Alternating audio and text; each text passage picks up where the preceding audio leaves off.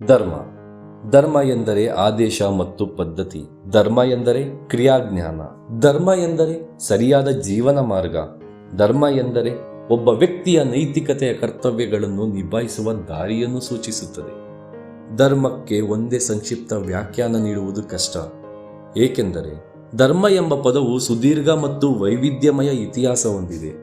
ಧರ್ಮ ಎಂಬ ಪದದ ಮೂಲವು ಸಂಸ್ಕೃತದಲ್ಲಿ ಧ್ರುಮ್. ಇದರ ಅರ್ಥ ಪೋಷಿಸುವುದು, ಬೆಂಬಲಿಸುವುದು, ಹಿಡಿದಿಟ್ಟುಕೊಳ್ಳುವುದು ಎಂದರ್ಥ. ಧರ್ಮ ಪದ ಹಲವಾರು ವ್ಯಾಖ್ಯಾನಗಳನ್ನು ನೀಡುತ್ತದೆ. ಆಚರಣೆ, ಪದ್ಧತಿ, ನ್ಯಾಯ, ದೃಢವಾದ ತೀರ್ಪು, ನೈತಿಕತೆ, ರೀತಿ, ನೀತಿ ಹೀಗೆ. ಆದರೆ ಈ ಎಲ್ಲ ಅನುವಾದಗಳ ಸಂಯೋಜನೆಯ ಪದದ ಒಟ್ಟು ಅರ್ಥ ಒಂದು ಒಳ್ಳೆಯ ನೈತಿಕತೆಯ ಜೀವನದ ಮಾರ್ಗವನ್ನು ಸೂಚಿಸುವುದು.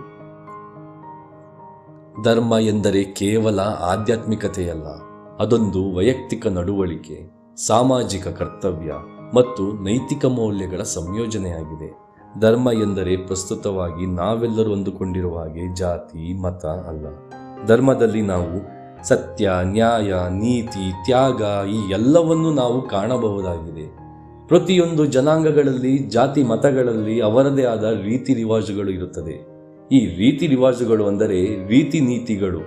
ತಮ್ಮ ದಿನನಿತ್ಯ ಕಾರ್ಯಕಲಾಪಗಳನ್ನು ನ್ಯಾಯ ರೀತಿಯಲ್ಲಿ ನಡೆಸಿಕೊಳ್ಳುವುದೇ ಧರ್ಮ.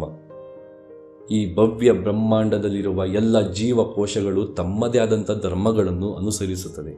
ಈ ಪ್ರಕೃತಿಯಲ್ಲಿ ಪ್ರತಿ ಪ್ರಾಣಿಗಳಲ್ಲಿ, ಪ್ರತಿ ಜೀವಿಗಳಲ್ಲಿ, ಪ್ರತಿ ಗಿಡ ಮರಗಳಲ್ಲಿ ಅದರದೇ ಆದ ಧರ್ಮ ಹೊಂದಿರುತ್ತದೆ. ಉದಾಹರಣೆಗೆ ಸೂರ್ಯನ ಧರ್ಮ ಬೆಳಕು ನೀಡುವುದು, ಗಿಡ ಮರಗಳ ಧರ್ಮ ಹೂವು, ಹಣ್ಣು, ಆಹಾರ ನೀಡುವುದು. ಹೀಗೆ ಬ್ರಹ್ಮಾಂಡದಲ್ಲಿರುವ ಎಲ್ಲ ಜೀವಗಳು ಮತ್ತು ಎಲ್ಲ ವಸ್ತುಗಳು ತಮ್ಮ ತಮ್ಮ ಧರ್ಮವನ್ನು ಅನುಸರಿಸುತ್ತದೆ. ಆದರೆ ಈ ಮನುಷ್ಯ ಧರ್ಮ ಪದಕ್ಕೆ ಬೇರೆಯೇ ಅರ್ಥವನ್ನು ನೀಡಿ ತಮ್ಮ ಸ್ವಾರ್ಥಕ್ಕೆ ಬಳಸಿಕೊಳ್ಳುತ್ತಿದ್ದಾರೆ. ಪ್ರತಿ ಪಂಗಡದಲ್ಲಿ ಅವರದೇ ಧರ್ಮ ಅಂದರೆ ಸರಿಯಾದ ಜೀವನ ವಿಧಾನಗಳಿರುತ್ತದೆ. ಅದನ್ನು ಪಾಲಿಸಿದರೆ ಸಾಕು, ನಮ್ಮ ಸಮಾಜಕ್ಕೆ ಒಳಿತಾಗುತ್ತದೆ. ಪ್ರಸ್ತುತವಾಗಿ ಈ ನಮ್ಮ ಆಧುನಿಕ ಬುದ್ಧಿಜೀವಿಗಳು ಧರ್ಮವನ್ನು ಜಾತಿಯಲ್ಲಿ ಬೆರೆಸಿ ಬೇರೆಯೇ ಕಲ್ಪನೆಯಲ್ಲಿ ತೇಲಾಡುತ್ತಿದ್ದಾರೆ. ಪ್ರತಿ ಕೆಲಸದಲ್ಲಿ ಕೆಲಸ ಮಾಡುವನ ಜಾತಿ ಮತ ನೋಡುತ್ತಿದ್ದಾರೆ ಹೊರತು ಆ ಕೆಲಸ ಧರ್ಮವಾಗಿದೆಯೇ, ಅಂದರೆ ನ್ಯಾಯಬದ್ಧವಾಗಿದೆಯೇ ಎಂದು ಯಾರೂ ಪರಿಶೀಲಿಸುತ್ತಿಲ್ಲ. ಧರ್ಮವನ್ನು ಅನುಸರಿಸುವ ಮೂಲಕ ನಾವು ಉತ್ತಮ ಜೀವನವನ್ನು ನಡೆಸಬಹುದು ಮತ್ತು ಸಮಾಜದ ಶ್ರೇಯೋಭಿವೃದ್ಧಿಗಾಗಿ ದುಡಿಯಬಹುದು. ಇಲ್ಲವಾದಲ್ಲಿ ನಿಮಗೆ ತಿಳಿದಿರಬಹುದು ಮುಂದೆ ಏನಾಗಬಹುದೆಂದು. ಧರ್ಮೋ ರಕ್ಷಿತಿ ರಕ್ಷಿತಃ. ಧರ್ಮವನ್ನು ರಕ್ಷಿಸು, ನಿನ್ನನ್ನು ಧರ್ಮ ರಕ್ಷಿಸುತ್ತದೆ.